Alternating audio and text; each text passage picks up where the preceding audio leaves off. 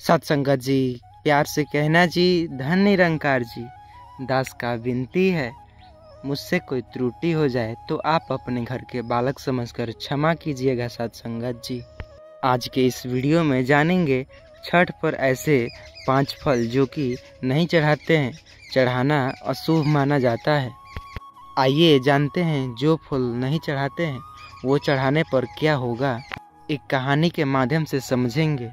Channel पर नए हैं, चैनल को सब्सक्राइब कीजिएगा और हाँ, इस वीडियो को अंत तक देखिएगा क्योंकि आधा अधूरा ज्ञान बहुत ही घातक होता है। इस कहानी में विस्तार पूर्वक समझाया गया है कि छठ पूजा के दौरान किन किन फलों को नहीं चढ़ाया जाता है, इनके पीछे का धार्मिक विचार क्या है। आइए जानते हैं। गांव के एक छोर पर रमेश नामक एक किसान अपनी पत्नी, बच्चे और बूढ़े माता पिता के साथ रहता था। उनका परिवार छठी मैया का अनन्य भक्त था। हर साल पूरे गांव में छठ पूजा के समय उनके यहाँ विशेष पूजा का आयोजन होता था। रमेश ने इस बार व्रत रखकर छठ मैया की पूजा करने का संकल्प लिया ताकि उसकी खेती बाड़ी अच्छी हो और परिवार सुखी रहे। रमेश ने इस बार अपनी पूजा को विशेष मनाने के लिए मन में निश्चय किया कि वह अपने खेत से सबसे अच्छे फलों को चढ़ाएगा, छठी मैया को अर्पित करेगा। उसके सोच रखा था कि इस बार वह ऐसे फल चढ़ाएगा जो शायद किसी ने पहले न चढ़ाए हो। उसकी इस भावना के पीछे उसकी श्रद्धा तो थी, साथ ही अपने पूरे परिवार और गांव के लोगों को यह दिखाना चाहता था कि वह कितना बड़ा भक्त है। रमेश ने कई फल का चुनाव कर लिया, जैसे कटहल, नारियल, आम, अंगूर और पपीता। उसने सोचा कि ये फल विशेष हैं और ये कोई भी नहीं चढ़ाता है, चलिए मैं चढ़ाता हूँ। उन्हें चढ़ाने से छठी मैया बहुत प्रसन्न होंगी। लेकिन पूजा के एक दिन पहले जब गांव के बुजुर्ग और पंडित जी से यह चर्चा की तो उन्होंने रमेश को महत्वपूर्ण बातें समझाई।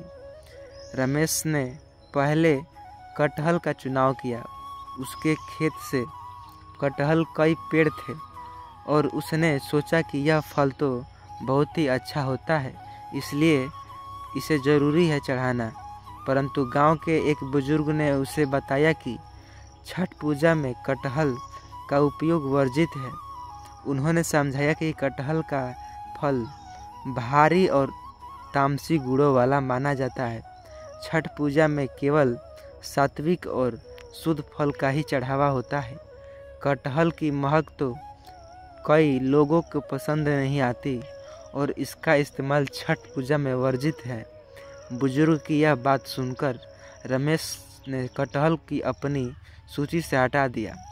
वह समझा चुका था कि कटहल का उपयोग छठ में क्यों नहीं होता।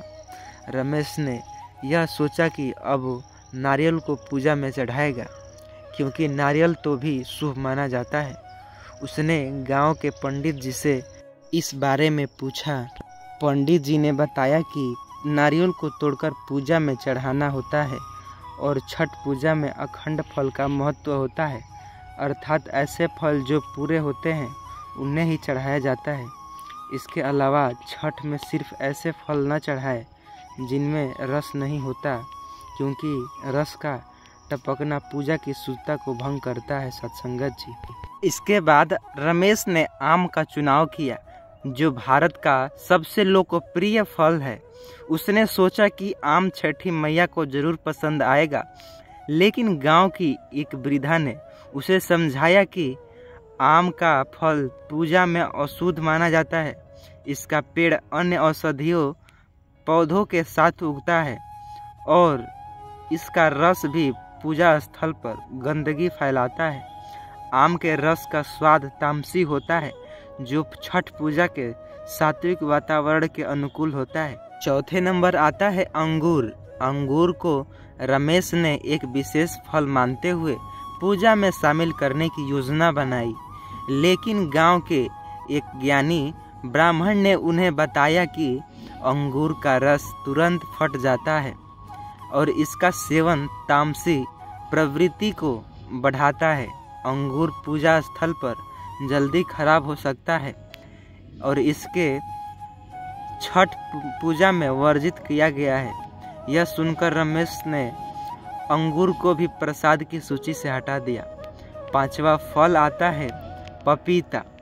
रमेश ने पपीते का भी विचार बनाया क्योंकि उसके घर के पास ही पपीते का एक बड़ा पेड़ था, लेकिन गांव के बुजुर्ग ने उसे बताया कि पपीता पूजा में अशुद्ध माना जाता है। इसका सेवन कई स्थानों पर निषेध है और धार्मिक दृष्टिकोण से इसे अशुद्ध माना जाता है। इसके अंदर मौजूद पपाइन नामक एंजाइम स्वास्थ्य पर नकारात्मक प्रभाव डाल सकता है। रमेश ने पपीते को भी हटा दिया और अपने मन में यह ठान लिया कि छठ पूजा में सिर्फ उन्हीं फलों को शामिल करेगा जो पूरी तरह से सात्विक और शुद्ध हो। छठ पूजा की सीख कहानी से यह मिलती है कि रमेश ने यह सीखा कि छठ पूजा में फलों का चुनाव अपने से करना गलत है। उनका चुनाव समझदारी समझकर करना चाहिए। छठी मैया की पूजा में शुद्धता और पवित्रता का विशेष महत्व होना चाहिए। इस पर्व पर केवल उन्हीं फलों को चढ़ाए जाइए जो धर्म और परंपराओं के अनुसार पुराने ज़माने से चढ़ाते हुए आ रहा है। रमेश ने इस अनुभव को समझा। छठ पूजा केवल एक धार्मिक योजना नहीं बल्कि एक साधना है जिसे शुद्धता और समर्पण का अंत होना आवश्यक है। सत्संगत जी से आमतौर पर तो भारत, बिहार, उत्तर प्रदेश, झारखंड, नेपाल में भी यह छठ मनाया जाता है। यह पर्व विशेष रूप से सूर्य भगवान और छठी मैया को समर्पित है, जो शक्ति, स्वास्थ्य और समृद्धि का प्रतीक मानते हैं। छठ पूजा के दौरान विभिन्न रीति रिवाजों का भी पालन करना अति आवश्यक है। सत्संगत जी जैसे साथ ही साथ धर्म के अनुसार वेदी बनाना, पूजा करना, अर्घ देना, नदी में जा कर के सुबह देते हैं ना। निरंकारी विचारधारा का उद्देश्य है कि हर व्यक्ति अपने भीतर की शुद्धता को पहचाने और समर्पण का महत्व रखे। निरंकारी मिशन में यह विश्वास दिलाया जाता है कि सच्चा ईश्वर हमारे अंदर है, जो उसे प्राप्त करने के लिए किसी बाहरी दिखावे या विशेष पूजा की आवश्यकता नहीं है। छठ पूजा की इस आध्यात्मिक यात्रा में भी एकता और सामूहिक की भावना होनी चाहिए। सत्संगत जी जब लोग घाट पर इकट्ठा होते हैं, नदी के किनारे पूजा करते हैं, तो उसमें एक सामूहिकता नज़र आती है जो निरंकारी मिशन के विचारों के बहुत करीब है। सत्संगत जी बड़े प्रेम और सत्कार से कहना जी, धन निरंकार जी। आशा करता हूँ यह वीडियो आपको बहुत ही ज़्यादा पसंद आई होगी। इस वीडियो को अपने व्हाट्सएप के ज़रिए सभी दोस्तों के पास शेयर कीजिएगा। निरंकारी मिशन देख रहे हैं तो आपको तहे दिल से धन निरंकार जी अपने माताएं, बहनें या फिर महात्मा पुरुषों के पास शेयर कीजिएगा ताकि हर कोई इसका लाभ उठा सके। सत्संगत जी बस वीडियो बनाने का यही मकसद था। साथ ही चैनल पर नए होंगे चैनल को सब्सक्राइब कीजिएगा और हाँ, कमेंट करना तो नहीं भूलिएगा। कमेंट में धन निरंकार लिखना अवश्य